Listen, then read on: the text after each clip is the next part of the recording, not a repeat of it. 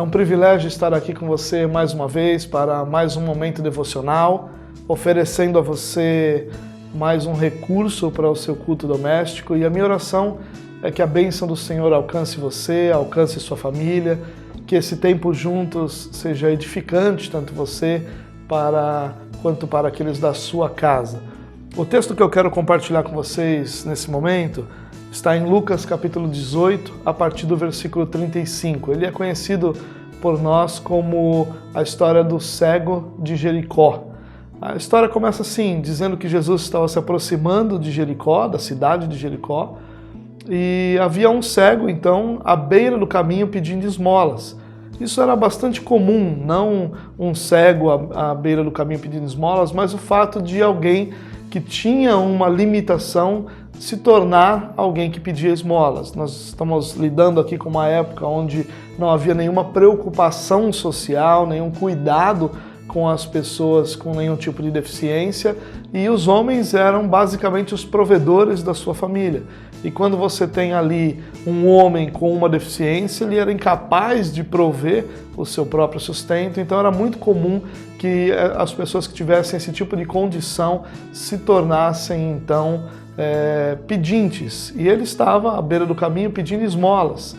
Cego, como eu disse, ele então ouve que uma multidão estava passando por ali, talvez de forma até não usual, talvez não fosse comum que muitas pessoas passassem por ali, e ele percebe esse movimento diferente e pergunta a uma das pessoas que estavam passando o que estava acontecendo.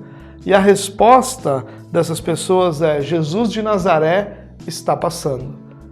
E aí então esse homem se põe a gritar, dizendo: Jesus, filho de Davi, tem misericórdia de mim.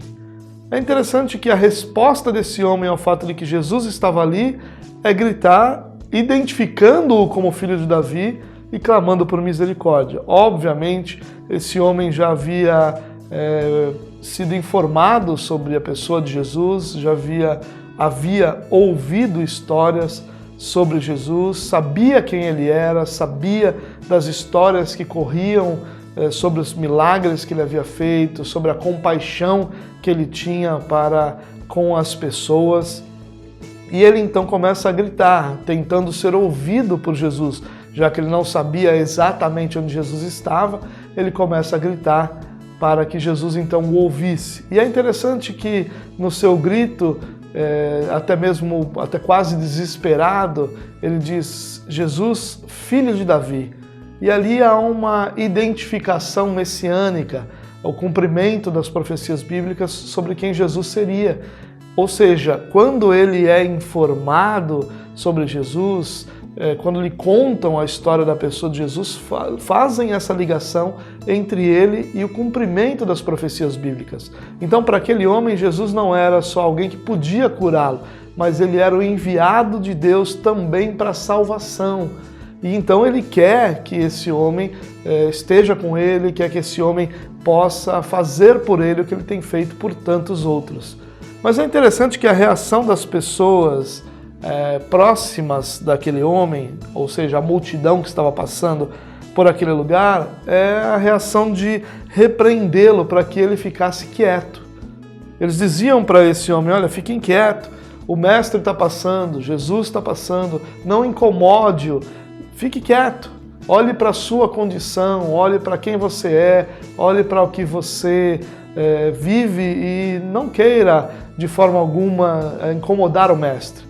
Mas a resposta desse homem é interessante. Ele gritava ainda mais alto, numa demonstração de fé, numa demonstração de que ele sabia quem era aquele que podia abençoá-lo. Isso é algo para nós pensarmos, irmãos, porque muitas vezes nós cremos que Jesus é capaz de mudar a realidade da nossa vida, mas quando nós nos encontramos diante de barreiras, nós desistimos, nós desanimamos, nós paramos de crer, paramos de insistir diante de Jesus.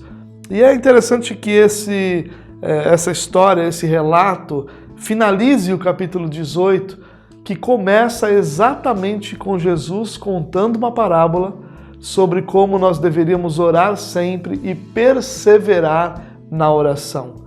Assim começa o capítulo 18, Jesus ensinando que nós deveríamos perseverar sempre em oração. E o capítulo 18 termina isso, com a história de um homem que persevera em oração. Claro que não numa oração num formato como nós fazemos hoje, ele estava gritando no meio de uma multidão para Jesus, mas Jesus estava ali, pessoalmente. Então essa era a oração que ele podia fazer.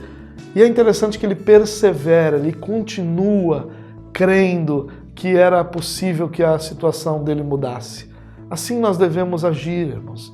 Talvez passando por dificuldades não tão grandes quanto a desse cego, ou talvez maiores que as dele, já que cada um de nós tem as suas dificuldades na medida que nós podemos enfrentá-la. Mas a grande questão aqui é que esse homem creu. Creu no que falaram para ele sobre Jesus, creu na oportunidade que Deus estava produzindo diante dele de ter de Jesus algum tipo de transformação e perseverou diante dos obstáculos em busca dessa transformação. Que grande lição para nós, né? A lição de saber que nenhuma das nossas limitações é impeditivo para que nós sejamos recebidos pelo Senhor. A lição de que nós devemos aproveitar cada momento como uma oportunidade de estar diante de Jesus e de nos relacionar com Jesus. E uma grande lição de que nós devemos perseverar quando nós nos encontramos diante de obstáculos. Os obstáculos aqui eram pessoas que não compreendiam a compaixão que havia em Jesus e a não limitação religiosa de Jesus.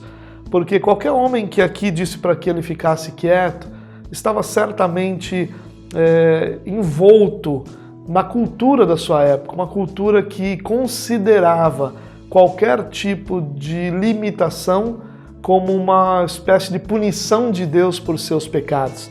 E muitos deveriam olhar para aquele cego como alguém que estava sendo punido por Deus. Eles não sabiam que nada daquilo era uma punição de Deus. Ao contrário, como o próprio Jesus ensinou, todas as nossas limitações são nada mais do que uma oportunidade de Deus ser glorificado. E esse homem permanece, então, permanece clamando, permanece gritando, e aí Jesus para e ordena que esse homem seja trazido. E eu fico imaginando a cena daqueles mesmos homens que estavam ali dizendo para ele: fique quieto, para de incomodar o mestre, agora dizendo: vamos lá, o mestre está te chamando, porque assim são as pessoas. Elas agem de acordo com aquilo que são as circunstâncias. E nós não devemos fazer isso, nós devemos continuar crendo apesar das circunstâncias. E aí quando ele é trazido diante de Jesus, Jesus faz uma única pergunta para ele: o que você quer que eu lhe faça?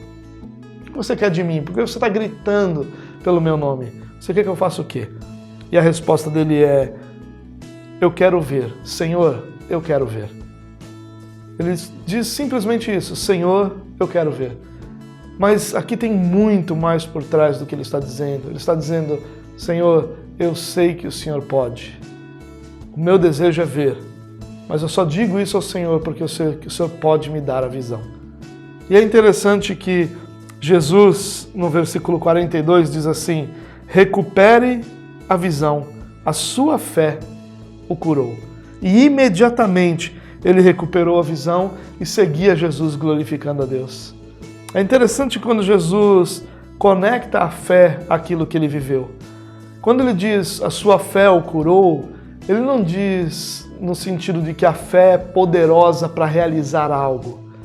Ele diz no sentido de que a fé é o único instrumento que nós temos para nos aproximar e a única forma que nós temos de nos relacionar com o nosso Deus. Nós nos relacionamos com o nosso Deus pela fé em Cristo Jesus. E é isso que trouxe a cura. Não que a fé dele por si só foi poderosa, porque a fé por si só não pode coisa alguma. Mas aquele que é o objeto da nossa fé, esse sim é todo poderoso.